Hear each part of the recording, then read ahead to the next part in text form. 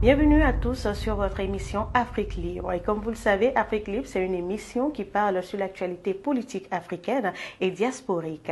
Et je suis avec mon co-présentateur Senami Kosiwede. Bonjour. Bonjour Maoulé. Vous allez bien? Ça va. En plus de vous, nous avons sur ce plateau notre chroniqueur politique qui n'est plus à présenter. Il s'agit bien évidemment de Kémy Séba. Bonjour, vous allez bien? Bonjour Maoulé. Ça va? Ça va super bien. Alors aujourd'hui, on le fera sur deux thématiques. Le premier, on parlera des propos de Kagame sur le génocide qui a eu lieu dans l'Est de la RDC. Et dans un deuxième temps, nous parlerons du sommet qui a visé sur l'économie africaine.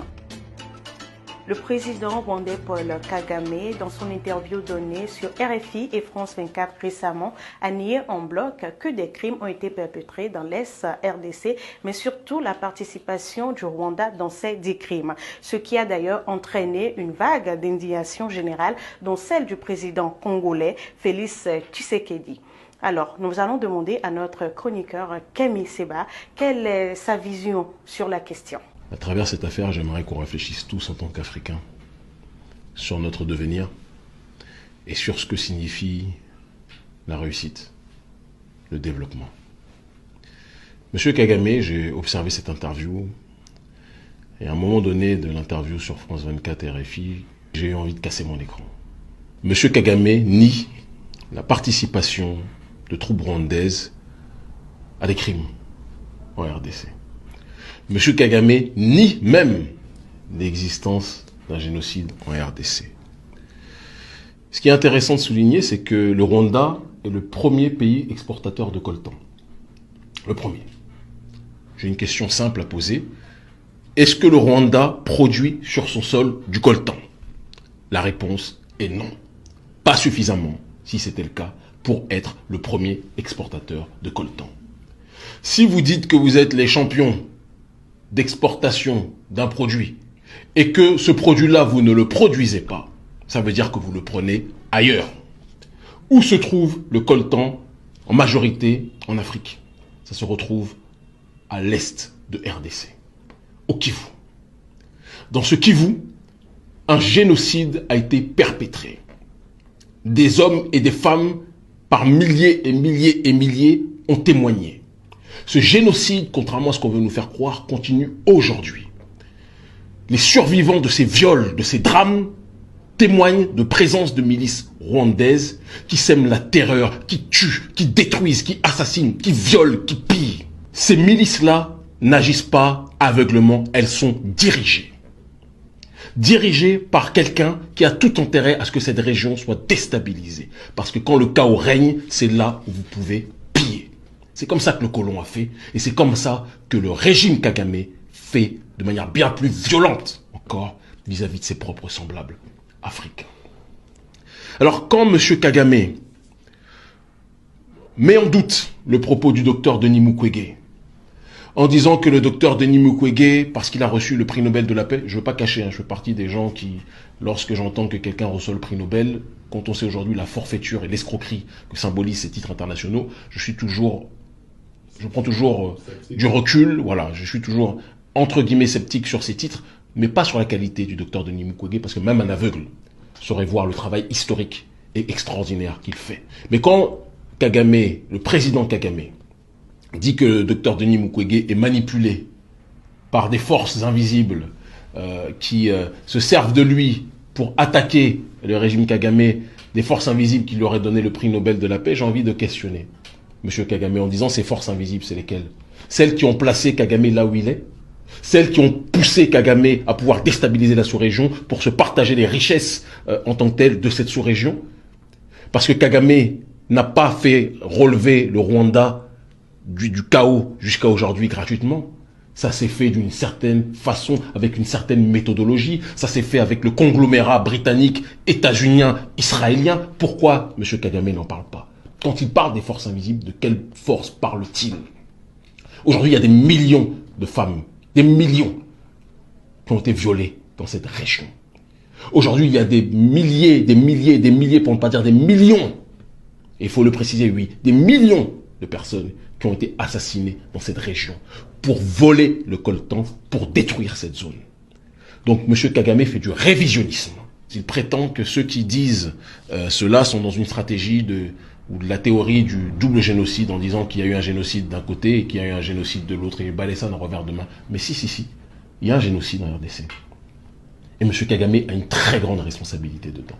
Et c'est pour ça, ma chère Mawele, comprenez-le, ne le prenez pas mal, mais quand on dit que le président de RDC, Félix Tshisekedi, a réagi, je suis désolé, il a réagi avec une très grande timidité, une très grande tiédeur. Et nous le savons, je le connais un peu, je sais qu'il est beaucoup plus opposé que cela officieusement à ce qui se passe en RDC, d'accord, par rapport à la prédation de l'oligarchie, je dis bien l'oligarchie rwandaise et non pas de tous les Rwandais aussi, on y reviendra peut-être tout à l'heure, mais il est confronté au poids géostratégique qu'a le Rwanda dans cette sous-région.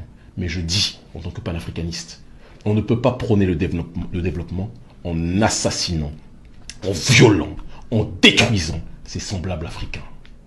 Ce que Kagame représente à l'échelle africaine, quand j'entends des prétendus penseurs africains, des prétendus responsables politiques africains chanter les louanges de Kagame en disant que Kagame est un grand, Kagame est un géant, alors que c'est un des plus grands oppresseurs vis-à-vis de son peuple. Il faut voir comment le prolétariat rwandais est traité d'un côté, et il faut voir ce qu'il fait en RDC. Kagame est un cauchemar pour les Africains lucides. Un criminel politique, je le dis et je l'assume. Et j'espère qu'un jour il sera traîné devant les tribunaux pour le chaos qu'il fait opérer actuellement et depuis un certain nombre d'années en RDC. Tant qu'on ne dit pas les choses avec vérité, je sais que je vais risquer des choses en disant ça, mais il faut qu'on ait le courage de le dire.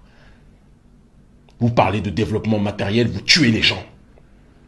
Qu'est-ce que vous voulez créer? Une société civilisée ou un cimetière? À un moment donné, il faut s'interroger sur la situation que connaît cette région, sans quoi on ne pourra jamais avancer. Un pays qui ne produit pas le coltan, mais qui est le premier exportateur de coltan.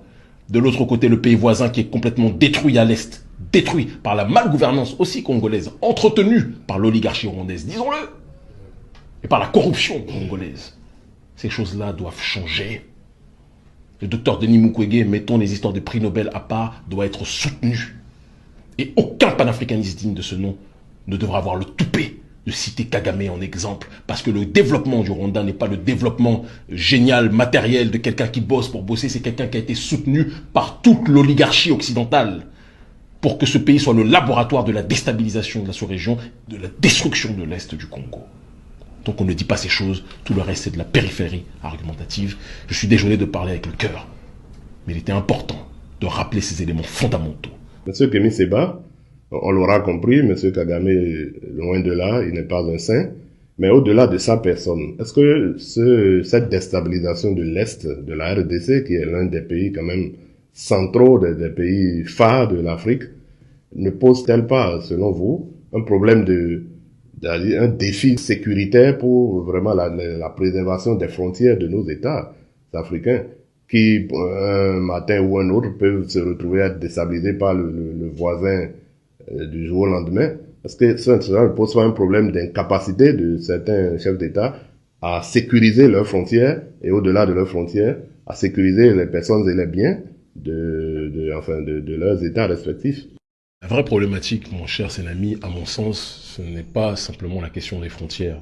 Parce que si on n'avait pas des criminels politiques comme Kagame à la tête de l'État, si on avait des gens qui étaient bien mieux intentionnés, l'intégration africaine et la libre circulation des Africains serait un trésor. C'est quelque chose pour lequel un certain nombre de gens se battent. Vous savez que je suis à la pointe de ces questions-là, du moins j'en ai fait mon destin. Donc le problème n'est pas la libre circulation et accentuer les gardes aux frontières à la base. Le problème est quels sont ceux qui ont intérêt, en réalité, en effet, à déstabiliser la RDC. Frantz Fanon parlait de la RDC comme étant le cœur du continent africain. Le cœur est aussi, lorsque on transforme la position du pays, ça peut être un pistolet dangereux. Ça peut être la gâchette. Tout à fait, pour être plus précis. Le pistolet est en Afrique, pour être plus précis, et la gâchette est en le Congo. Et certains ont tout intérêt à ce que la gâchette soit brisée à jamais. Le Congo, en termes de ressources minières et naturelles, les gens se sont, excusez-moi le terme, émoustillés de manière très fragile sur le film Black Panther, d'accord, paix à l'âme de Chadwick Boseman, hein, paix à l'âme de ce frère, mais le vrai Wakanda, à la base, C'est l'Afrique de manière générale, mais la capitale de ce Wakanda serait la RDC. Parce que les ressources minières de la RDC peuvent donner l'heure à toute l'humanité dans sa globalité. Et c'est d'ailleurs ce qui se fait en réalité. Sauf que ce ne sont pas les Africains qui peuvent en profiter. Le vrai problème, c'est que l'oligarchie occidentale a toujours été, dans sa dynamique d'analyse prospective, dans une stratégie de remettre à jour, et ça c'est quelque chose qu'il faut lui reconnaître en termes de qualité et de talent, remettre à jour ces mécanismes de domination. Et donc ces stratégies diverses de domination sont toujours renouvelées en fonction de leur analyse de la société qu'ils veulent viser. Ça c'est quelque chose qu'il faut qu'on reconnaisse aux prédateurs, aux pilleurs. L'Africain souvent se contente de voir quand l'oligarchie occidentale est toujours dans une dynamique de prévoir. Et celui qui prévoit a toujours plus d'avance que celui qui ne se contente que de voir. Et donc il faudrait tôt ou tard que les Africains soient beaucoup plus dans l'analyse prospective. Pour comprendre ceux qui bénéficient de ce chaos, il faut comprendre quels sont ceux qui ont bénéficié clairement du génocide au Rwanda. Parce qu'il y a des gens qui ont bénéficié de ce génocide. Il y a eu des bénéficiaires occidentaux à ce génocide au Rwanda, d'accord. Il y a eu des bénéficiaires africains, d'accord, qui sont encore là aujourd'hui, plus que jamais. Chose qu'on ne dit pas assez. Qu'on ne dit pas assez, qui ont bénéficié de ce génocide et qui ont un pouvoir très important dans la sous-région grâce à ce génocide. J'en ai déjà dit beaucoup. Par rapport à cette situation, c'est en comprenant le mécanisme de ce génocide au Rwanda que l'on peut comprendre ce qui se passe là-bas. Parce que les bénéficiaires du génocide au Rwanda